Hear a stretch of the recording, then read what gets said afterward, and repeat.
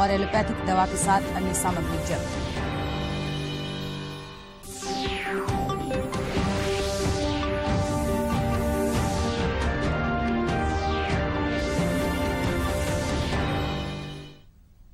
नमस्कार, खबरें झारखंड में आपका स्वागत है। मैं हूं जयलक्ष्मी कुमारी और अब समाचार विस्तार से। राज्य में त्रिस्तरीय पंचायत चुनाव को लेकर सरगर्मी चरम पर है। चौथे और अंतिम चरण के चुनाव के सिलसिले में आज नामांकन पत्रों की जांच की जा रही है। 9 मई को भी नामजदगी के पर्चों की जांच की जाएगी। प्रत्याशी 10 और 11 मई को नाम वापस ले सकेंगे। इस चरण का मतदान 27 मई को होगा, जबकि मतों की गिनती 31 मई को कराई जाएगी। राज्य निर्वाचन आयोग निष्पक्ष और शांतिपूर्ण मतदान के लिए कृत संकल्पित हैं। चरण में नामांकन दायर करने की आखिरी तिथि थी। उसके पश्चात नामांकन दायर करने से संबंधित कार्रवाई समाप्त हो जाएगी और अलॉटमेंट और सिंबल्स फाइनल हो जाएंगे। इसके पश्चात सब लोग कन्वेंसिंग करते हुए सीधे चुनाव में उतरेंगे। तो मुझे यह कहते हुए बहुत प्रसन्नता हो रही है कि इसमें पूरे राज्य में बहुत अच्छा पार्टिसिपेशन हुआ है और ये दिखाता है कि हमारी जो डेमोक्रेटिक प्रक्रिया है इस राज्य में बहुत ही स्वस्थ है और लोग बहुत ही उत्साह के साथ इस निर्वाचन में भाग ले रहे हैं। जो प्रथम 3 तो मुझे यह कहते हुए बहुत प्रसन्नता हो रही है कि इसमें पूरे राज्य में बहुत अच्छा पार्टिसिपेशन हुआ है और ये दिखाता है कि हमारी जो डेमोक्रेटिक प्रक्रिया है इस राज्य में बहुत ही स्वस्थ है और लोग बहुत ही उत्साह के साथ इस निर्वाचन में भाग ले रहे हैं। जो प्रथम 3 जो डेमोक्रेटिक प्रक्रिया है इस राज्य में बहुत ही स्वस्थ है और लोग बहुत ही उत्साह के साथ इस निर्वाचन में भाग ले रहे हैं। झारखंड समेत देश भर में कोरोना से जंग जारी है और लगातार कोरोना वीरों को इस खतरनाक वायरस पर विजय मिल रही है। देश में पिछले 24 घंटे के दौरान कोरोना के 3,805 नए मामले सामने आए, जबकि 3,168 लोग स्वस्थ हुए। देश में फिलहाल कोरोना के 20,303 सक्रिय मामले शेष हैं।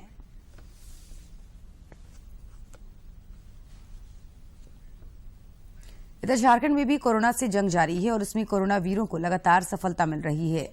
राज्य के विभिन्न जिलों में कोरोना को मात देने के लिए जांच और इलाज पर बल दिया जा रहा है। आम लोगों की सजगता से कोरोना के दैनिक और सक्रिय मामलों में अनवरत कमी हो रही है। उधर पूर्वी सिंहभूम जिले में पिछले 24 घंटे के दौरान सैंपल जांच में कोई भी मरीज नहीं मिला। एक कोरोना वीर ने कोविड को शिकस्त देकर जिंदगी की जंग जीती। जिले में अब मात्र एक एक्टिव केस शेष हैं। पिछले 24 घंटे के दौरान जिले में 1737 लोगों ने कोरोना रोधी टीका लगवाया। इधर सरायकेला खरसावां जिले में भी कोरोना के मामले थम चुके हैं। पिछले 24 घंटे में जिले भर में 201 सैंपल जांच हुए, मगर कोई संक्रमित नहीं मिला। जिले में अब कोरोना का एक भी सक्रिय मामला नहीं है। देश में कोरोना पर अंकुश लगाने में टीकाकरण अभियान मील का पत्थर साबित हुआ है। केंद्र सरकार ने राज्यों और केंद्र शासित राज्यों को पर्याप्त मात्रा में टीके की डोज उपलब्ध कराई है, जिससे वैक्सीनेशन का काम युद्ध स्तर पर जारी है। देश भर में अब तक 190 करोड़ से अधिक कोरोना रोधी टीके लगाए जा चुके हैं।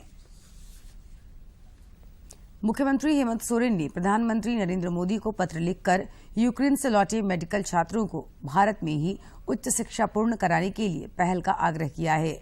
उन्होंने पत्र के माध्यम से प्रधानमंत्री को बताया कि झारखंड के ऐसे 180 से अधिक विद्यार्थी भी हैं जिनके भविष्य को लेकर वे तथा उनके अभिभावक चिंतित हैं। मुख्यमंत्री ने अपने पत्र में यूक्रेन से भारत वंशियों की वतन वापसी में सक्रिय भूमिका निभाने के लिए प्रधानमंत्री की प्रशंसा की। सीमा सड़क संगठन आज स्थापना दिवस मना रहा है।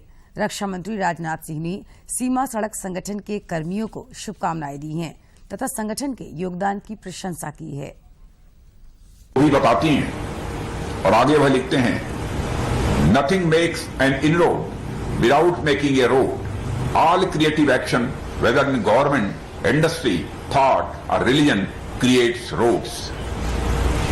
साथियों, रोड्स की यह व्याख्या मुझे बहुत अच्छी लगी, इसलिए मेरा मन किया कि आपसे भी मैं इसे शेयर करूं। सीमाई इलाकों की अपनी विजिट्स में जब मैं बीआरओ द्वारा निर्मित हाई क्वालिटी रोड्स या अन्य इंफ्रास्ट्रक्चर प्रोजेक्ट्स देखता हूं तो मुझे हॉरेस बुशनेल का यह कथन बिल्कुल चरितार्थ होता हुआ दिखाई देता है। हमारे देश का सीमाई विकास नए भारत की प्रगति का सूचक है और हम इस दिशा में लगातार आगे बढ़ रहे हैं। केंद्रीय संस्कृत विश्वविद्यालय द्वारा नई दिल्ली में उत्कर्ष महोत्सव का आयोजन किया जा रहा है, जिसमें भाजपा के राष्ट्रीय अध्यक्ष जेपी नड्डा समेत अनेक गणमान्य लोग हिस्सा ले रहे हैं।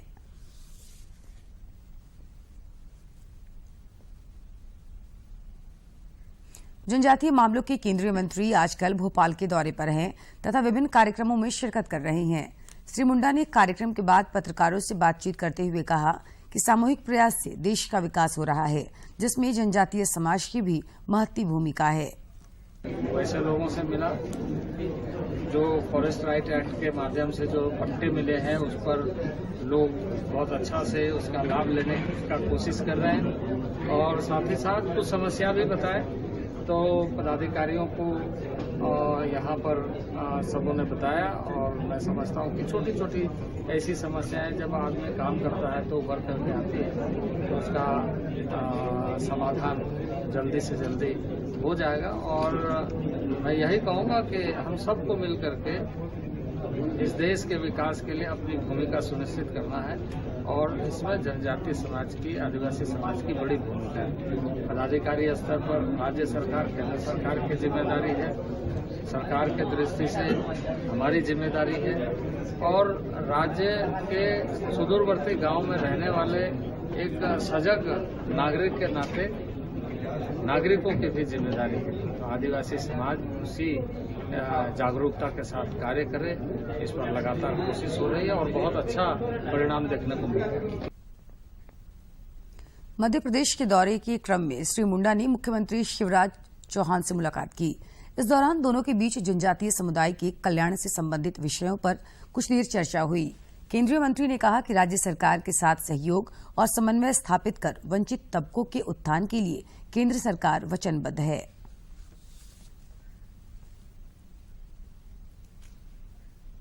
सेंट्रल कोलफील्ड्स लिमिटेड में चल रहे 2 दिवसीय सीएसआर और सस्टेनेबिलिटी कनेक्टिव का आज दूसरा दिन है। समारोह का कल आगाज करते हुए सीसीएल के सीएमडी पीएम प्रसाद और निदेशक कार्मिक विनय रंजन ने अपनी बातें रखी और कॉन्क्लेव के आयोजन पर प्रकाश डाला।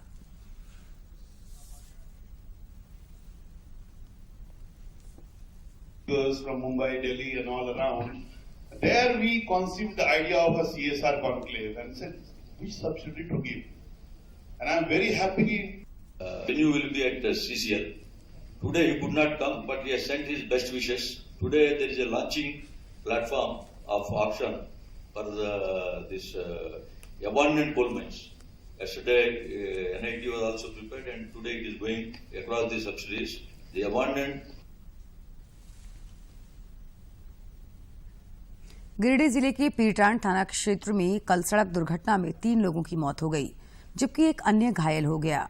चिरकिया बांध के पास 2 मोटरसाइकिलों की सीधी टक्कर में यह हादसा हुआ। गिरिडीह में पिछले कुछ दिनों से सड़क दुर्घटनाओं में वृद्धि देखी जा रही है। एक सप्ताह में 10 बाइक सवारों की मौत हो चुकी है। गिरिडीह जिले के चिचाकी के पास ट्रेन से कटकर एक जंगली हाथी की मौत हो गई। घटना के बाद इस रेलखंड पर अप तथा डाउन से चलने वाली सभी रेलगाड़ियों का परिचालन काफी देर तक ठप रहा। सूचना मिलने पर रेलकर्मियों ने क्षतिग्रस्त रेलवे इंजन को लगभग 4 घंटे की कड़ी मशक्कत के बाद रेलवे ट्रैक से हटाया, जिसके बाद रेलगाड़ियों का परिचालन शुरू हो सका। कुछ रेलगाड़ियों को इस दौरान परिवर्तित मार्ग से भी चलाया गया। 23:45 में पूरी है, उसके बाद आपका 337 के 16 पे गरैया चिचाकी के बीच में डिरेल हो गया, आपका हाथी टक्कर मार दिया है। स्वास्थ्य सचिव के निर्देश पर गढ़वा में औषधि निरीक्षक की अगुवाई में अवैध दवा निर्माण स्थल पर छापेमारी कर बड़ी मात्रा में आयुर्वेदिक और एलोपैथिक दवा के साथ दवा बनाने की सामग्रियों तथा अन्य चीजें जब्त की गई हैं। जिले के नवादा स्थित बिरसा नगर और मझियाओं के वार्ड नंबर 7 में 2 जगहों पर बिना लाइसेंस के अवैध रूप से दवा का निर्माण किया जा रहा था।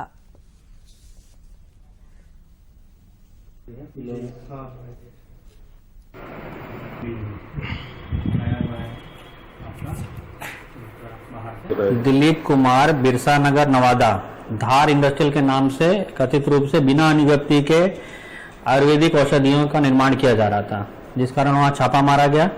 छापामारी में सारे बनाने की सारी चीजें, लेबल, बॉटल, बनाने का कढ़ाई और फिलिंग के लिए इक्विपमेंट्स सारे प्राप्त किए गए और उन सबको जब्त किया। अजय कुमार दुबे के द्वारा संचालित किया जाता है। उनके यहाँ छापामारी किया गया तो उनके यहाँ मैन्युफैक्चरिंग संबंधित किसी तरह का साक्ष्य नहीं प्राप्त हुआ, लेकिन उनके यहाँ कॉस्मेटिक्स पाया गया। उनका क्रय विक्रय मांगने पर निरीक्षण के दौरान नहीं प्रस्तुत किए, इसलिए उनको फॉर्म 15 में जब्त करते हुए 20 दिन का समय दिया गया है। यदि उस 20 दिन के अंदर वो नहीं जमा करते हैं क्रय विक्रय तो उनके विरुद्ध कार्रवाई किया जाएगा। राज्य में पिछले 24 घंटे के दौरान कई स्थानों पर हल्के से मध्यम दर्जे की बारिश हुई। पूर्वी सिंहभूम जिले के घाटशिला में सर्वाधिक 31.4 मिलीमीटर वर्षा रिकॉर्ड की गई। मौसम विज्ञान केंद्र रांची ने बताया कि अगले 12 मई तक छिटपुट वर्षा का यह सिलसिला चलता रहेगा। अगले 3 दिनों तक अधिकतम तापमान में 2 से 3 डिग्री सेल्सियस का इजाफा हो सकता है। उसके बाद फिर 3 से 4 डिग्री सेल्सियस कमी के भी आसार हैं।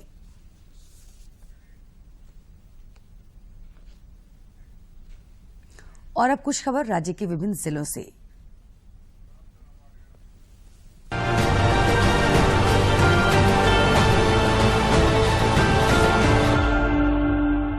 विधानसभा सचिवालय के पर्यावरण प्रदूषण समिति की अध्यक्ष विधायक सविता महतो और सदस्य विधायक ममता देवी ने विधानसभा अध्यक्ष रविंद्रनाथ महतो को समिति की वार्षिक रिपोर्ट सौंपी। श्री महतो ने प्रतिवेदन पर संतोष व्यक्त करते हुए अध्यक्ष और सदस्य को बेहतर कार्य हेतु धन्यवाद दिया। लोहरदगा के पुलिस अधीक्षक आर रामकुमार ने किस्को थाना क्षेत्र अंतर्गत पाखर पुलिस पिकेट का निरीक्षण किया। साथ ही पाखर पिकेट में नवनिर्मित आरक्षी बैरक का उद्घाटन किया।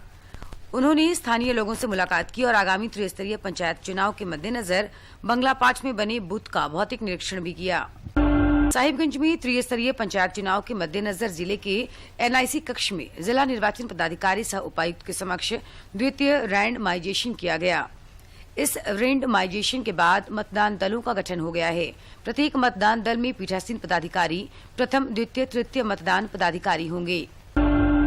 गोड्डा समाहरणालय स्थित मीडिया सर्टिफिकेशन एवं मीडिया मॉनिटरिंग कमेटी की समीक्षात्मक बैठक आयोजित की गई। बैठक में त्रिस्तरीय पंचायत चुनाव को लेकर आवश्यक दिशा निर्देश दिए गए। साथ ही समाचार माध्यमों और सोशल मीडिया पर भ्रामक खबर को लेकर कानूनी कार्रवाई की बात कही गई। साप्ताहिक जनता मिलन कार्यक्रम के तहत सरायकेला उपायुक्त अपने कार्यालय कक्ष में जिले के दूर दराज गांव शहर से लगभग 30 से 40 फरियादियों की समस्याओं से अवगत हुए तथा समस्याओं के त्वरित निष्पादन को लेकर संबंधित विभागीय पदाधिकारियों को आवश्यक दिशा निर्देश दिए। धनबाद जिले के विभिन्न केंद्रों पर आज भी कोरोना टीकाकरण शिविर का आयोजन किया जा रहा है। जिले के उपायुक्त ने इन केंद्रों की सूची साझा करते हुए बताया कि हर रोज शाम 6 बजे से ऑनलाइन स्लॉट बुकिंग सुविधा उपलब्ध रहती है। पात्र लोग अपने निकट के सेंटर पर जाकर वैक्सीन लगवा सकते हैं। रांची में त्रिस्तरीय पंचायत चुनाव को लेकर पेट्रोलिंग मजिस्ट्रेट को प्रथम चरण की ट्रेनिंग दी गई। मुराबादी के डॉक्टर श्यामा प्रसाद मुखर्जी विश्वविद्यालय के सभागार में मास्टर ट्रेनर के द्वारा उन्हें 2-2 घंटे के 3 शिफ्ट में ट्रेनिंग दी गई। प्रशिक्षण में 694 में से 529 मजिस्ट्रेट उपस्थित हुए। धनबाद में पुलिस ने एक चिकित्सक को फोन पर धमकी देने और रंगदारी की मांग करने के मामले में 4 आरोपियों को गिरफ्तार कर जेल भेज दिया है। इनकी गिरफ्तारी साइबर सेल के सहयोग से हुई है। पुलिस अधीक्षक ने इस बात की जानकारी देते हुए कहा कि जिले के प्रत्येक नागरिक की सुरक्षा के लिए धनबाद पुलिस प्रतिबद्ध है। पाकुड़ में त्रिस्तरीय पंचायत चुनाव को देखते हुए जिले के अधिकारियों ने पाकुड़ प्रखंड स्थित विभिन्न बूथों का निरीक्षण किया। निरीक्षण के दौरान विद्यालय में रैंप, बिजली, शौचालय तथा पेयजल की उपलब्धता पर विशेष रूप से जांच की गई। साहिबगंज में त्रिस्तरीय पंचायत चुनाव के सफल क्रियान्वयन हेतु पोखरिया स्थित टाउन हॉल और रेलवे स्कूल साहिबगंज में द्वितीय तथा तृतीय मतदान पदाधिकारियों का प्रशिक्षण कार्यक्रम आयोजित किया गया। सरायकेला अनुमंडल के सामान्य प्रेक्षक संजय कुमार ने खरसावां प्रखंड कार्यालय सभागार में मुखिया और वार्ड प्रत्याशियों के साथ बैठक कर आदर्श चुनाव आचार संहिता का अनुपालन सुनिश्चित करने तथा चुनावी प्रचार प्रसार के दौरान बरती जाने वाली सावधानियों के बारे में जानकारी साझा की।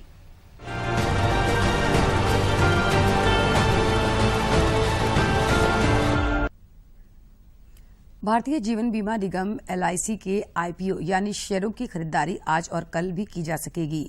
भारतीय रिजर्व बैंक ने सभी बैंकों को रविवार को भी LIC के IPO के लिए अपनी शाखाएं खुले रखने के निर्देश दिए हैं।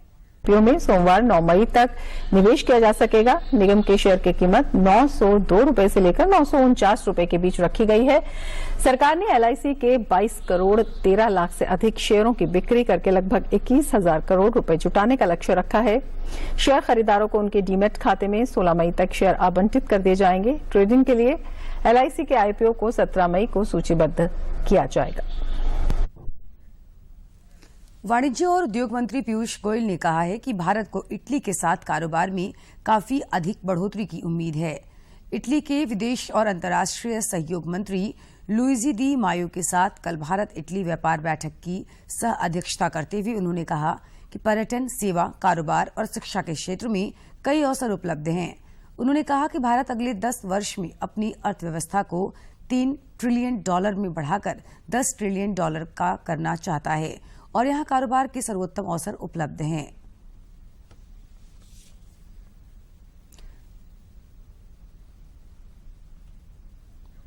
सूचना और प्रसारण मंत्री अनुराग ठाकुर की पहल पर देश में दुनिया की सबसे बड़ी फिल्म संरक्षण परियोजना की शुरुआत होने जा रही है। इसके तहत अलग अलग भाषाओं की 2200 फिल्मों का संरक्षण किया जाएगा। इस काम के लिए 363 करोड़ रुपए का प्रावधान किया गया है।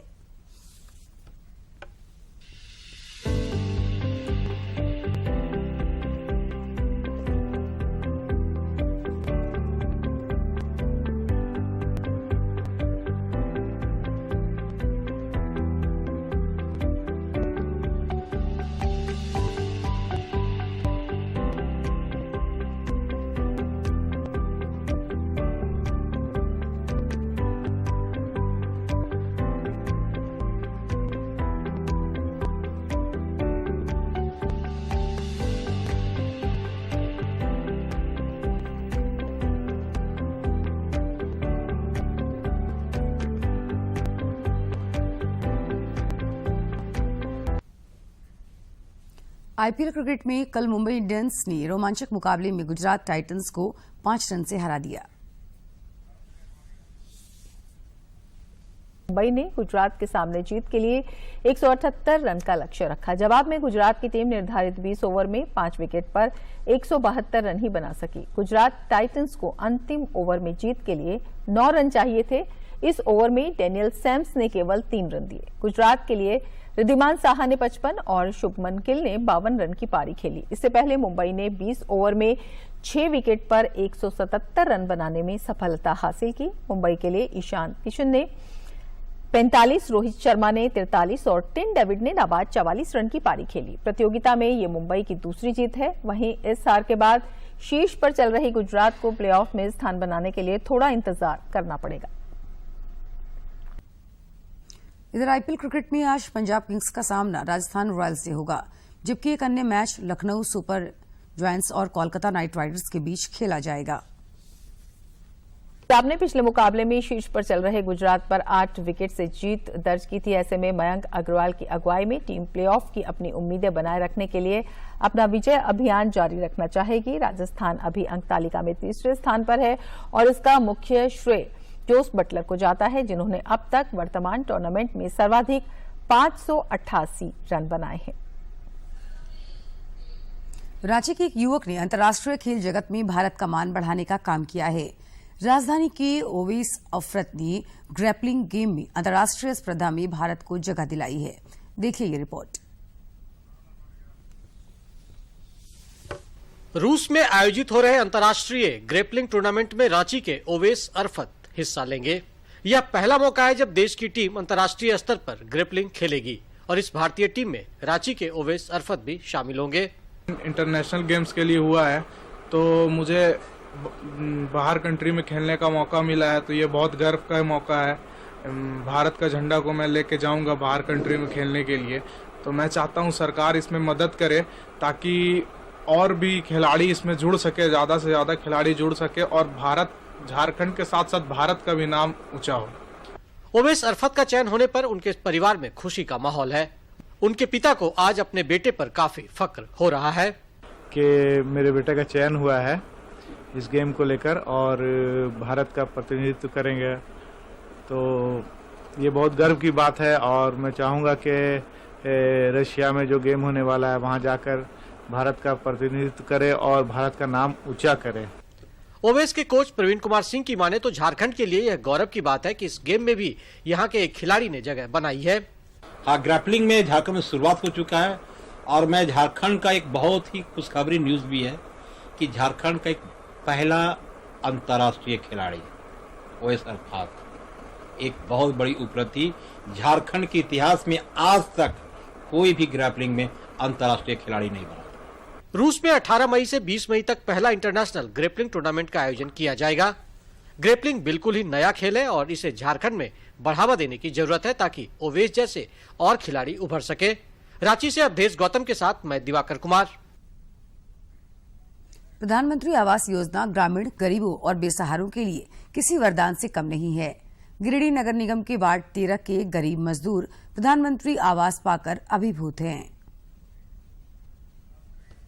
जिले में प्रधानमंत्री नरेंद्र मोदी का ड्रीम प्रोजेक्ट प्रधानमंत्री आवास योजना गरीबों के लिए लाभकारी साबित हो रहा है। जंगलपुरा की महिलाएं प्रभावती हो या चमेली, सभी पहले कच्चे मिट्टी के मकान में रहती थीं, लेकिन भारत सरकार ने पक्का मकान का उनका सपना पूरा किया है। इसी मोहल्ले के रहने वाली मुन्नी अपनी व्यथा सुनाते हुए कहती हैं कि बरसात के दिनों में खपरेल मकान से पानी जब टपकता था तो घर के सदस्य रात भर सो नहीं पाते थे।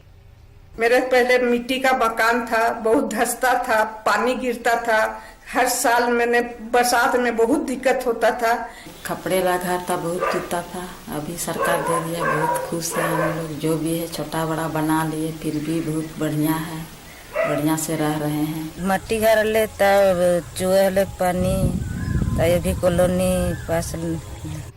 गुड़िया देवी और दानी दास का भी अपना पक्का मकान बनाने का सपना था, लेकिन गरीबी के कारण पूरा नहीं हो रहा था। इस योजना ने उसके सपने को भी पंख लगा दिया। मट्टी का घर था, बहुत चुते था, तब सरकार कॉलोनी दे को तब बना लिया, बहुत खुशी है। पहले खपरा घर वाले बहुत दिक्कत हो, पानी तन चुए बहुत दिक्कत से रही, कमा खावल मजदूरी है। प्रधानमंत्री आवास योजना कच्चे या खपरेल मकान अथवा मकान विहीन परिवारों के लिए किसी वरदान से कम नहीं है। अपना पक्का मकान का सपना सच होने पर गरीबों के चेहरे पर मुस्कान साफ देखी जा सकती है और सभी प्रधानमंत्री नरेंद्र मोदी के प्रति आभार व्यक्त करते नहीं थकते। गिरिडीह से रमेश प्रभाकर की रिपोर्ट। और आइए अब देखते हैं स्वतंत्रता संग्राम में कितना खास है आज का दिन।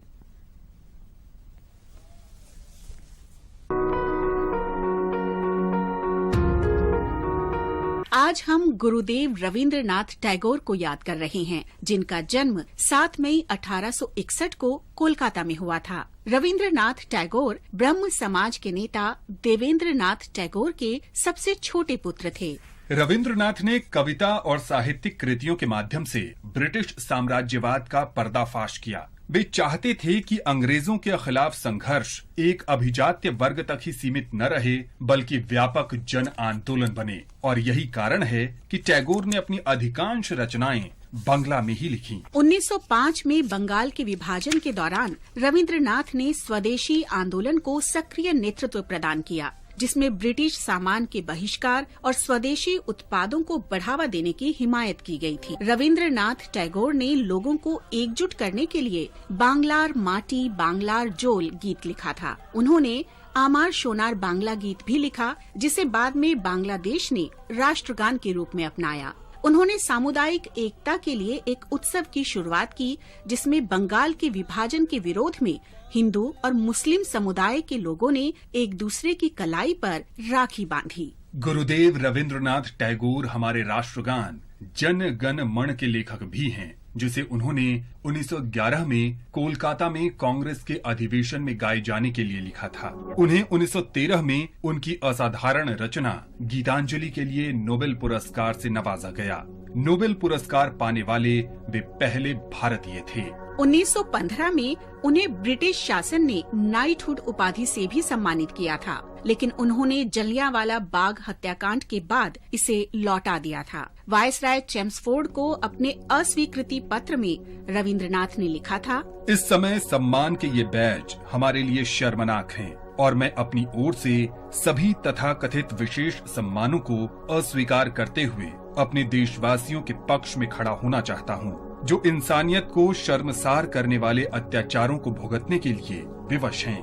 भारत की राष्ट्रीयता और ब्रिटिश शासन से स्वतंत्रता के लिए टैगोर के दृष्टिकोण का मूल जोर सामाजिक सुधार और समाज में व्याप्त असमानताओं को दूर करने पर था। इसलिए शिक्षा में सुधार समाज और राष्ट्र निर्माण के लिए उनके मिशन की आधारशिला बन गया। इसके लिए गुरुदेव रविंद्रनाथ ने 1921 में शांति निकेतन में विश्व भारती विश्वविद्यालय की स्थापना की। गुरुदेव रविंद्रनाथ ने 7 अगस्त 1941 को कोलकाता में अंतिम सांस ली और स्वतंत्रता सेनानी रविंद्रनाथ टैगोर को श्रद्धांजलि अर्पित करता है।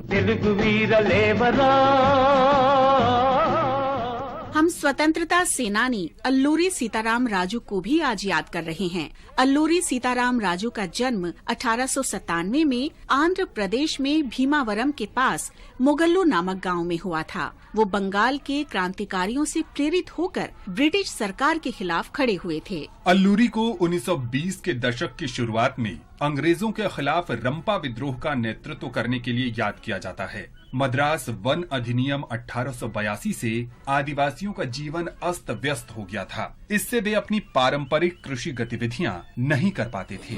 अल्लूरी ने दमनकारी ब्रिटिश शासन के खिलाफ विद्रोह करने के लिए विशाखापत्तनम और पूर्वी गोदावरी जिलों के जनजातीय लोगों को संगठित किया। 1922 और 1924 के बीच अल्लूरी और उनके साथियों ने कई थानों पर धावा बोला। अंग्रेज अंततः उन्हें पकड़ने में सफल रहे। बर्बर ब्रिटिश पुलिस ने 7 मई 1924 को उन्हें एक पेड़ से बांध दिया और गोली मार दी। लोगों ने उन्हें मान्यम वीरुडु यानी जंगलों का नायक की उपाधि से सम्मानित किया। 1986 में भारतीय डाक विभाग ने अल्लूरी सीताराम राजू के सम्मान में एक स्मारक डाक टिकट जारी किया। देश के इस वीर सपूत को नमन।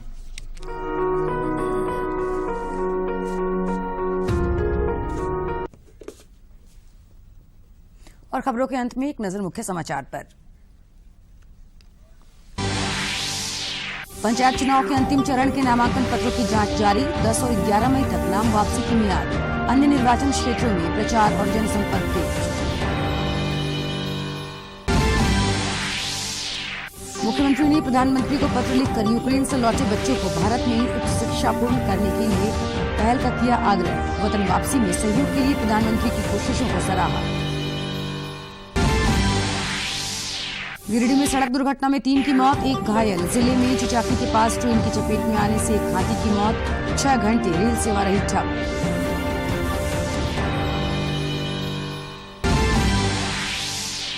और गढ़वा में स्वास्थ्य सचिव के निर्देश पर औषधि निरीक्षक की अगुवाई में अवैध दवा निर्माण स्थल पर छापा। आयुर्वेदिक और एलोपैथिक दवा के साथ अन्य सामग्री जब्त।